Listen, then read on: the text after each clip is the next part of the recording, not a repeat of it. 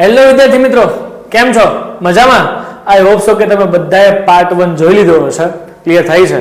Yes, બધાએ part 1 જોયો છે અને વિદ્યાર્થી મિત્રો આ વિડિયો પાર્ટ નંબર 2 છે, જેમાં સેક્શન ડી ના પહેલા બે ક્વેશ્ચન આપણે જોવાના છે.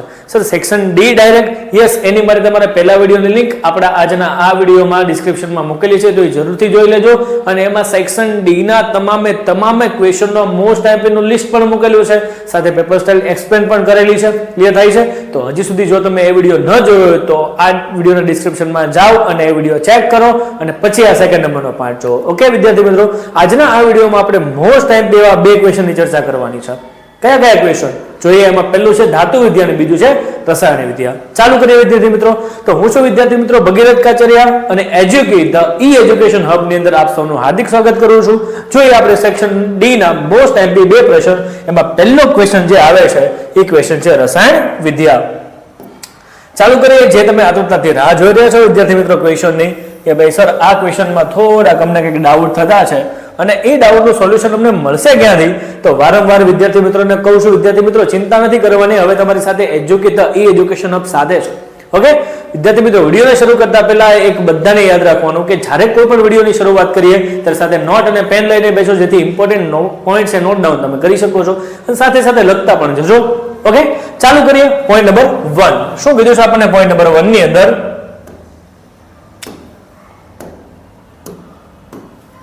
પહેલું, પ્રાચીન ભારતીય રસાયણ વિદ્યામાં સાધેલી પ્રગતિનું શું સમજાવો? મૂલ્ય સમજાવો. ક્લિયર? એમાં પહેલું પોઈન્ટ નંબર 1 બધાને ખબર છે શું છે? પ્રયોગાત્મક વિજ્ઞાન છે. સર પ્રયોગાત્મક વિજ્ઞાન એટલે શું? જેનું કંઈક ને કંઈક સાબિત કરનારું હોય. ભારતની રસાયણ વિદ્યા ઉપર ઘણા બધા ઋષિ મુનિઓએ, સંત સાધુઓએ, ઘણા બધા લોકોએ છે રિસર્ચ કરેલું છે. જે કયું આવું છે એમાં ખાસ નાલંદા વિદ્યાપીઠના બૌદ્ધ આચાર્ય નાગાર્જુનનું અનોખું પ્રદાન છે. કઈ રીતે છે? પ્રયોગાત્મક વિજ્ઞાન. Point number 1 most IMP point number 1 પ્રયોગાત્મક વિજ્ઞાન. પોઈન્ટ ટિક કરી રાખજો. ક્લિયર થાય છે? પોઈન્ટ નંબર 2 શું કીધું છે? કે રસાયણ વિદ્યામાં વિવિધ ખનિજો, છોડ, કૃષિ માટેના બીજ, વિવિધ ધાતુઓ તથા જરૂરી ઔષધિઓનું સંબંધિત નિર્માણ તથા તેમાં ઉપયોગી માહિતી શું કરેલી છે? બાબત મૂકવામાં આવી છે. બાળક આ રસાયણનો મતલબ શું થાય? કેમિકલ. શું કીધું છે આપણને? કે ભાઈ ભારતની રસાયણ વિદ્યામાં ખનિજો, છોડ અને કૃષિ માટેના બીજ. યાદ કરો વિદ્યાર્થી મિત્રો, આપણે ભારતના ટોટલ રાસાયણિક ખાતર ઉપયોગ કરીએ છીએ ખેતી માટે, જેની કરીને આપણું ઉત્પાદન શું આવે? વધારે આવે. એની માહિતી આપણે ચેપ્ટર નંબર 10 માં ભણેલી છે. તો બાળક આથી 5000 વર્ષ પહેલા ભારતમાં જે રસાયણ વિદ્યાનું નામ હતું, જ્યારે નાલંદા વિદ્યાપીઠ અને તક્ષશિલા વિદ્યાપીઠ જેવી તક્ષશિલા વિદ્યાપીઠ ચાલતી, એ સમયે રસાયણ વિદ્યામાં એ સમયે કીધેલું છે કે ખનિજો, કૃષ્ણના છોડ અને વિવિધ ધાતુનું નિર્માણ કઈ રીતે થાય પણ રસાયણમાંથી, તેની વિધિ અહીંયા દર્શાવેલી છે. ક્લિયર થાય છે? પોઈન્ટ નંબર 1 શું હતો? પ્રયોગાત્મક વિજ્ઞાન. પોઈન્ટ નંબર 2 માં 3 વસ્તુ યાદ રાખવાની છે. કઈ કઈ? ધાતુઓનું નિર્માણ, કૃષિ અને તેને માટેના બીજ. ક્લિયર થાય છે? Okay. Point number 3 most time વિદ્યાર્થી મિત્રો, નાલંદા વિદ્યાપીઠના બૌદ્ધ આચાર્ય નાગાર્જુનને રસાયણ શાસ્ત્રના પણ આચાર્ય માનવામાં આવે છે. કદાચ તમને યાદ હશે વિદ્યાર્થી મિત્રો, આ પોઈન્ટ આપણે કઈ રીતે કરેલો હતો? યસ, આચાર્યનો સ્ક્વેર. યાદ છે? આચાર્યનો શું કીધો છે આપણને? સ્ક્વેર. કારણ કે એક આચાર્ય કોના હતા? રસાયણ શાસ્ત્રના. કોના? ભારતીય રસાયણ શાસ્ત્ર. બીજા આચાર્ય કોના હતા? કે નાલંદા વિદ્યાપીઠના બૌદ્ધ આચાર્ય. તો આ પોઈન્ટ કરેલો કે નાલંદા વિદ્યાપીઠના બૌદ્ધ આચાર્ય અને તેમને ભારતીય રસાયણ શાસ્ત્રના પણ આચાર્ય માનવામાં આવે છે. કોણ વ્યક્તિ છે? નાગાર્જુન વ્યક્તિ છે. ક્લિયર થાય છે? તો પોઈન્ટ નંબર 1 આઈ રિપીટ અગેન, રિવિઝન કરાવું છું, ખાસ સાંભળજો. પહેલું પ્રયોગાત્મક વિજ્ઞાન, બીજું કૃષિ માટેના બીજ, તેની માટેના ખનિજોનું નિર્માણ અને કૃષિ માટેના છોડ. એ બધી વસ્તુઓ ક્યાં છે? રસાયણ વિદ્યામાં છે. પોઈન્ટ નંબર 3 આચાર્યનો સ્ક્વેર. યાદ છે ને? યસ. પોઈન્ટના મોડ ઇમ્પોર્ટન્ટ કરતા જાઓ. ચાલુ કરીએ આપણે. નાગાર્જુને રસરત્નાકાર અને આરોગ્ય મંજરી જેવા શું લખ્યા છે? ગ્રંથો લખેલા છે. વિદ્યાર્થી મિત્રો યાદ રાખવાનું કે ઉપર નાગાર્જુનની વાત આવે તો એ નીચેના લખેલા ગ્રંથની પણ વાત આવતી હશે. યસ, આવતી જશે 100%. પોઈન્ટ નંબર 1 થી ચાલુ કરીને 4 નંબરના પોઈન્ટ ક્લિયર થાય છે ને? કયા ગ્રંથો લખેલા છે?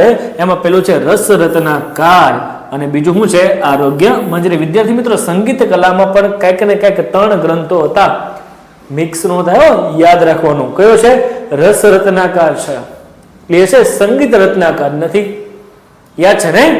સંગીત રત્નાકાર, સંગીત પારિજાત હતી ને? ઓકે. પણ અહીંયા શું છે? રસ રત્નાકારની જ્યારે યાદ આવે, રસાયણ વિદ્યાની જ્યારે યાદ આવે તો નાગાર્જુનને કેમ ભૂલી શકાય આપણે? ક્લિયર છે? ડન. એની પછીનો પાંચમો પોઈન્ટ, ભાઈ આ જ નાગાર્જુને વનસ્પતિ સાથે ઔષધિ વાપરવાની પણ રસાયણ વાપરવાની શું કરી છે? ભલામણ કરી છે.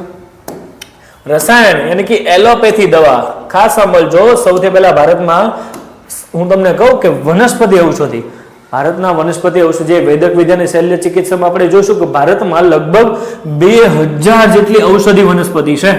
કેટલી? 2000 જેટલી વનસ્પતિ છે જેને ઔષધ તરીકે વાપરવાની ભલામણ કોને કરી હતી એ તો જોવાનું છે આપણે કઈ જગ્યાએ, વૈદક વિદ્યાની શલ્ય ચિકિત્સામાં. પણ બાળક નાગાર્જુને શું કીધું હતું કે વનસ્પતિની દવા તો આપણે યુઝ કરવાની છે, એની સાથે રસાયણ વિદ્યાની જે દવાઓ છે, રસાયણ દ્વારા બનેલી દવાઓ છે, એને વાપરવાની ભલામણ કોને હતી? નાગાર્જુને કરેલી હતી. ક્લિયર થાય છે? ઓકે. તો પોઈન્ટ નંબર 1 યાદ કરો. 1 માં શું હતું? પ્રયોગાત્મક વિજ્ઞાન. પોઈન્ટ નંબર 2 શું હતું? કૃષિ, કૃષિ માટેના બીજ, ખનિજ અને ધાતુઓનું નિર્માણ. Point number 2. પોઈન્ટ નંબર 3 શું હતો? આચાર્યનો સ્ક્વેર, નાલંદા વિદ્યાપીઠ. ત્યાં બોધ આચાર્ય કોણ હતા? નાગાર્જુન. અને એમને જ રસાયણ વિદ્યાના બોધ આચાર્ય માનવામાં આવે છે. ક્લિયર છે? Point number 3. પોઈન્ટ નંબર 4 શું કીધું છે? તમને 2 ગ્રંથો લખેલા છે, સંગીત રત્નાકર અને આરોગ્ય મંજરી. આગળ નેક્સ્ટ. અને નાગાર્જુને શું કીધું છે? વનસ્પતિ તરીકે, વનસ્પતિની દવા તો આપણે યુઝ કરવાની જ છે, પણ એની સાથે શું કીધું છે? કાંઈક ને કાંઈક ઔષધ તરીકે વાપરવાની પણ શું કરી છે? ભલામણ કરી છે. એની પછી આપણે વાત કરીએ વિદ્યાર્થી મિત્રો, તો જો શું કીધું છે આપણને? સૌથી પહેલા પારાને ભસ્મ કરીને ઔષધ તરીકે વાપરવાનો પ્રયોગ પણ કોના દ્વારા? તેમના એટલે કોણ છે? નાગાર્જુન દ્વારા થયેલો છે. ક્લિયર થાય છે ને? તો અહીંથી બાળક 1 માર્કનો પ્રશ્ન પૂછવો હોય કે પારાને ભસ્મ કરીને વાપરવાના પ્રયોગ કોણે ભલામણ કરી હતી, તો કોણ હશે બાળક? નાગાર્જુન આવશે. બાળક આ નાગાર્જુન 1 પોઈન્ટ કરીએ ને, સપોઝ એક જ નામ, તો 4 પોઈન્ટ તો નાગાર્જુન ઉપર જ છે. જો ખાસ સાંભળજો, પોઈન્ટ નંબર 1 શું કીધું છે? 4 પોઈન્ટ ઓનલી ફોર નાગાર્જુન ઉપર છે. Point number 1, point number 2, point number 3 end point number 4. 4 point તો ક્યાં છે? ઓનલી ફોર નાગાર્જુન ઉપર જ છે. ક્લિયર થાય છે? ઓકે. નેક્સ્ટ પોઈન્ટ આગળ લો કે નાલંદા વિદ્યાપીઠમાં રસાયણ વિદ્યાના અભ્યાસ અને સંશોધન માટે પોતાની અલગ રસાયણ શાળા, ખાસ સાંભળો, રસાયણ શું છે? રસાયણ શાળા. અને શું હતી? ભઠ્ઠીઓ પણ સ્થાપી હતી. બરાબર. રસાયણ શાળા શું આવે ખબર છે? જે કેમિસ્ટ્રી લેબ કહેવાય. યાદ છે ને? કેમિસ્ટ્રી લેબ તમે વિજ્ઞાનમાં ભણતા જશો. બધા એકબીજાના કેમિકલને ભેગા કરવાના, કંઈક ને કંઈક રિએક્શન કરવાનું, એમાંથી કંઈક નવું પ્રોડ્યુસ કરવાનું, નવું ઉત્પાદન કરવાનું. ક્લિયર થાય છે? જો નેક્સ્ટ આગળ કે રસાયણ શાસ્ત્રના ગ્રંથોમાં મુખ્ય રસ, બાળક ખાસ સમજો, મુખ્ય રસ, ઉપરસ અને 10 પ્રકારના વિષ. ખાસ સમજો, એક તો મુખ્ય રસ, ઉપરસ અને 10 પ્રકારના વિષોનું શું કરેલું છે? નિર્માણ. ખાસ કરીને 10 પ્રકારના વિષ જે ક્યાં બતાવેલા છે? આપણા રસાયણ વિદ્યામાં આપણને બતાવેલા છે. કોને બતાવેલા છે? નાગાર્જુને બતાવેલા છે. એટલું ક્લિયર થાય છે? ઓકે. કેટલા પોઈન્ટ થયા? નેક્સ્ટ 5 અને 3 8. નેક્સ્ટ આગળનો પોઈન્ટ કે ભાઈ હવે જોવાનું છે આપણે ઉદાહરણ. સર એટલા બધા વખાણ આપણી રસાયણ વિદ્યાના છે, તો શું એનું કોઈ એક્ઝામ્પલ છે? યસ, એનું એક્ઝામ્પલ પણ છે આપણી પાસે કે ભાઈ સામાન્ય ભાષામાં ભારતમાં એવી એક્ઝામ્પલ, એવા એક્ઝામ્પલ આપણી પાસે છે કે દુનિયામાં કોઈ જગ્યાએ એ નથી કે જે ભારત પાસે છે. ક્લિયર છે? શું કીધું છે ભારત પાસે? જો કે ભાઈ જેમાં બિહારમાં સુલતાનગંજ ખાતે ભગવાન બુદ્ધની બનેલી તામ્ર મૂર્તિ છે, જે કેટલા ફૂટ ઊંચી છે? 7.5 ફૂટ, એટલે 7.5 ફૂટ, 7.5 ફૂટ ઊંચી અને 1 ટન વજન ધરાવે છે. ફટાફટ કમેન્ટમાં જાઓ, 1 ટન એટલે શું? ચાલુ ક્લાસમાં કીધેલું છે, યાદ કરો. ક્લિયર છે? બિહારના સુલતાનગંજમાંથી મળેલી તામ્ર મૂર્તિ જે ભગવાન બુદ્ધની હતી અને 7.5 ફૂટ ઊંચી છે. વજન કેટલો છે? 1 ટન. અને નાલંદા વિદ્યાપીઠમાં મળેલી બુદ્ધની તામ્ર મૂર્તિ કેટલી છે? 18 ફૂટ ઊંચી છે. યાદ કરો, મેં યાદ કરાવેલું છે. યાદ કરો, 6 + 1.5 યાદ કરો એટલે શું થઈ ગયું? 7 અને 7 તેરી શું થાય? 7 તેરી શું થાય? 21 થાય. યાદ છે? પણ એ યાદ નથી કરવાનું. 6 તેરી શું થાય? 18 થાય. યાદ છે? યાદ છે?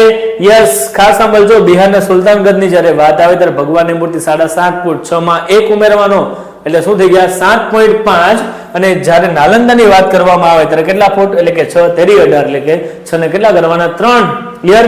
અને એની પછીની જ્યારે વાત ચંદ્રગુપ્ત બીજાની વાત આવે ત્યારે દિલ્હીમાં બંધાવેલ લોહ સ્તંભ જેનો વજન 7 ટન છે, પણ એ કેટલા છે? 24 ફૂટ. એટલે પહેલી મૂર્તિ કેટલા ફૂટની? 7.5 ફૂટની. બીજી મૂર્તિ કેટલા ફૂટની? 18 ફૂટની. ત્રીજી કેટલા ફૂટની? 24 ફૂટની. યાદ કરો, 6 × 6 એમાં 7 ઉમેરો, 1 ઉમેરો, 6 તેરી 18 ને 6 ચોક 24. આમ યાદ રાખી શકો છો, યાદ કરાવેલું છે ક્લાસમાં. Okay, and then next word શું કીધું છે આપણને, આમ કે જે ભારતની રસાયણ વિદ્યા છે એ શું છે, ભારતની રસાયણ વિદ્યા ઉત્કૃષ્ટતા ધરાવે છે. ક્લિયર થાય છે વિદ્યાર્થી મિત્રો? મોસ્ટ ઇમ્પોર્ટન્ટ ક્વેશ્ચન છે તમારો વિદ્યાર્થી મિત્રો, છોડવાનો નથી. ક્લિયર થાય છે? રિપીટ અગેન, શું કીધું છે આપણને, યાદ કરો બધા જ પોઈન્ટ. કે પહેલું તો શું છે, પ્રયોગાત્મક વિજ્ઞાન. બીજું ખનિજ, છોડ અને ધાતુઓનું શું કીધું છે, નિર્માણ. પછી છે આચાર્યના સ્ક્વેર વાળો પોઈન્ટ, કયો, નાલંદા વિદ્યાના બોર્ડ આચાર્ય. એ જ શું છે, નાલંદા વિદ્યાપીઠના બોર્ડ આચાર્ય ભારતના રસાયણ વિદ્યાના આચાર્ય માનવામાં આવે છે. પોઈન્ટ નંબર 4, રસ રત્નાકર અને આરોગ્ય મંજરી. ક્લિયર થાય છે? એની પછી વનસ્પતિ તરીકે શું કરીએ, ઔષધ તરીકે વાપરવાની ભલામણ. કોને? વનસ્પતિની સાથે સાથે રસાયણ પણ યુઝ કરવાના છે. ક્લિયર? એની પછી પારાના ભસ્મ વાળો પોઈન્ટ, પારાને ભસ્મ કરીને કોને વાપરવાની ભલામણ કરી? નાગાર્જુને. એની પછી તેના અભ્યાસ સંતોષણ માટે પોતાની અલગ રસાયણ શાળા, પેલા કેમિસ્ટ્રી લેબ એ સમયમાં હતી, એ સમયમાં કેમિસ્ટ્રી લેબ હતી. ક્લિયર? અને આગળ મુખ્ય રસ, ઉપરસ અને 10 પ્રકારના વિષની વાત કરી છે. એની પછી 3 એક્ઝામ્પલ લેવાના છે. એમાં પેલું બિહારના સુલતાનગંજમાંથી મળેલી તામ્રમૂર્તિ કેટલા ફૂટની જો 7.5 ફૂટ ઊંચી ને 1 ટન વજન ધરાવે. એની પછીની મૂર્તિ 18 ફૂટ અને એની પછીની મૂર્તિ છે કેટલા, 24 ફૂટ. ક્લિયર થાય છે વિદ્યાર્થી મિત્રો? ડન. ઓકે, એની સાથે આપણો રસાયણ વિદ્યા શું થઈ ગયો, કમ્પ્લીટ થઈ ગયો. આઈ હોપ સો, આશા રાખું છું કે આ વિડીયો તમને હોપફુલ થયો હશે. ક્લિયર થાય છે? એની પછીનો ક્વેશ્ચન આવે છે બાળક, મોસ્ટ ઇમ્પોર્ટન્ટ એ જ પણ ક્વેશ્ચન છે. એ કયો છે કે પ્રાચીન ભારતમાં કઈ વિદ્યાનું પ્રદાન, ધાતુ વિદ્યાનું શું સમજાવો, પ્રદાન સમજાવો. કઈ વિદ્યા બાળક? ધાતુ વિદ્યા. તો સાથે સાથે એ પણ જોઈ જ લઈએ, કોને કહેવાય ધાતુ વિદ્યા. ક્લિયર થાય છે? શું કીધી છે આપણને, કઈ વિદ્યા કીધી છે, ધાતુ વિદ્યામાં પ્રદાન. ભાઈ પહેલો પોઈન્ટ શું કીધું છે આપણને, પ્રાચીન કાળથી જ ભારતના લોકો ધાતુ વિદ્યામાં વ્યવહારિક જીવનમાં શું થયા છે, ઉપયોગ કર્યા છે. યાદ છે વિદ્યાર્થી મિત્રો? આગળ બીજું ત્રીજું ચેપ્ટર ભણી ગયા છે, શિલ્પ સ્થાપત્ય ચેપ્ટર ભણી ગયા છીએ. યાદ છે? માટી કલા પછી કયો યુગ હતો, ધાતુ યુગ હતો. જો એટલે પ્રાચીન સમયથી લોકો વ્યવહારિક જીવનમાં, પોતાના વ્યવહારિક જીવનમાં, ડેઈલીના વ્યવહારિક જીવનમાં કોનો ઉપયોગ કરે છે, ધાતુનો ઉપયોગ કરે છે. પ્રાચીન ભારતે ધાતુ વિદ્યામાં અદ્વિતીય સિદ્ધિ હાંસલ કરી છે. કેવી અદ્વિતીય? બહુ બધી, અતિ. જો શું કીધું છે સર, એવી ખબર કેમ પડે કે અતિ સિદ્ધિ હાંસલ કરેલી છે? જોઈએ શું કીધું છે આપણને કે ભાઈ સિંધુ કાલીન, યાદ કરો સિંધુ કાલીન, સિંધુ ખીણની સંસ્કૃતિના લોકો પણ કહી શકાય. યાદ છે? એના 2 સરસ મજાના નગર પણ આમાં આવેલા છે. યાદ છે? એમાં પહેલું કયું હતું, હડપ્પા. બીજું નામ મને તો નથી ખબર, તમને કદાચ યાદ હશે. યાદ છે? યસ, જણાવો કમેન્ટમાં. સંસ્કૃતિમાંથી મળી આવેલા ધાતુની હું નર્તકીની પ્રતિમા. કઈ પ્રતિમા? નર્તકીની પ્રતિમા, ડાન્સરની પ્રતિમા. ઓકે, તક્ષશિલામાંથી પ્રાપ્ત થયેલ કુષાણ રાજીવના સમયની ભગવાન બુદ્ધની પ્રતિમા. બરાબર, આ બધી તામ્ર મૂર્તિઓ છે. ક્લિયર થાય છે? તામ્ર મૂર્તિઓ છે કે જે ધાતુમાંથી બનાવેલી છે. ક્લિયર છે? ઓકે, આગળ. અને ચોલ રાજ્યના સમયમાં તૈયાર થયેલા અનેક ધાતુ શિલ્પો છે એ એવું પ્રદાન કરે છે કે એ સમયે ધાતુનો ઉપયોગ ઘણી બધી રીતે થતો હશે. ક્લિયર? આ બધા બાળક પોઈન્ટ છે, આપણે નોટ ડાઉન કરીને રાખવાના છે. ક્લિયર થાય છે? આગળ નેક્સ્ટ એની પછીની વાત કરીએ ત્યારે શું કીધું છે કે ભાઈ ચેન્નાઈના સંગ્રહાલયમાં સચવાયેલું નટરાજ અને ધનુર્ધારી શ્રી રામનું શિલ્પ. બાળક ધનુર્ધારી શ્રી રામનું શિલ્પ. ક્લિયર છે? સરસ મજાનું અયોધ્યા મંદિર બની ગયું છે આપણું બધાનું શ્રી રામ. ક્લિયર છે? યાદ કરો શ્રી રામનું શિલ્પ. એવું જ એક કોપી ટુ કોપી બહુ જ સમય જૂનું અને તામ્ર મૂર્તિ છે એ ક્યાં સંગ્રહાયેલી છે? ચેન્નાઈના મદ્રાસ. સાંભળ, પહેલા મેં મદ્રાસ કહ્યું તો શું કહેવાય છે? ચેન્નાઈ કહેવાય છે. આગળ. અને નટરાજ, મહાદેવ નટરાજનું શિલ્પ આંતરરાષ્ટ્રીય ખ્યાતિ નાદંત નૃત્ય કલાનો શું છે? એક નમૂનો છે. આ નાદંત શું છે સર? આ નાદંત એક કલા છે. એ કઈ કલા છે? નૃત્ય કલા છે. બાળક બધાનું ધ્યાન અહીંયા, બધાનું. બાળક નટરાજ કંપનીની પેન્સિલ જોઈ છે? પેન્સિલ, તો પેન્સિલના બોક્સ ઉપર નટરાજ ભગવાનનું શિવનું શિલ્પ તમને જોવા મળતું હશે ચિત્રની અંદર. તો એ જ શિલ્પ કઈ કલાનું છે? નાદંત નૃત્ય કલાનો શું છે? એક મુખ્ય નમૂનો છે. આ ઉપરાંત દેવી દેવતાઓની કલાત્મક પ્રતિમા. બાળક એ સમયની તમે પ્રતિમા જોવો, તમે જબરજસ્ત, ખૂબ જ. એ સમય મશીનરી નથી બાળક. ક્લિયર છે? યાદ કરો, આપણે શિલ્પ સ્થાપત્ય કલા ભણ્યા આપણે, તો સ્થાપત્ય કલા, શિલ્પ કલામાં ઘણી બધી વસ્તુઓ એવી ધાતુની હતી. ક્લિયર? જે આગળ પણ આપણે સિંધુ કાલીન સંસ્કૃતિમાં પણ આવી ગયેલી છે. ખાસ પશુ પક્ષી તથા સોપરી કાપવાની સુડી વગેરે તેના ઉદાહરણ તરીકે શું કરી શકાય? ગણાવી શકાય. ક્લિયર છે? અને એની પછી લાસ્ટ પોઈન્ટ કે ભારતમાં ધાતુ શિલ્પ બનાવવાની પરંપરા કઈ સદીથી થઈ છે બાળક? 10મી અને 11મી સદીથી વધુ વિકસી હતી. 10મી ને અત્યારે કઈ સદી હાલે બાળક? 21મી સદી ચાલે છે. ક્લિયર થાય છે? Okay, done. એની સાથે આ બાળક આ શું થઈ ગઈ તમારી ધાતુ વિદ્યા. મોસ્ટ ઇમ્પોર્ટન્ટ સવાલ. તો આજના 2 સવાલ શું થયા બાળક? કમ્પ્લીટ થયા. તો બાળક ફટાફટ આ વિડીયોને તમારા મિત્રો સુધી પહોંચાડો, વધારેમાં વધારે શેર કરો અને આ વિડીયોને વધુમાં વધુ જોવો, નોટમાં લખીને રાખજો જેથી કરીને બોર્ડની પરીક્ષામાં તમે વાંચવામાં શું રહે? સરળતા રહે. વધુમાં આ વિડીયોની પીડીએફ તમારે જોઈએ છે તો અમારા વોટ્સએપ ગ્રુપમાં, ટેલિગ્રામ ગ્રુપમાં અમે શેર કરેલી છે. તો અમારા વોટ્સએપ ટેલિગ્રામની લિંક પણ આ વિડીયોના ડિસ્ક્રિપ્શનમાં છે. તો ખાસ કરીને શું કરી લેજો? ચેક કરી લેજો. બાકી enough four today and have a great day.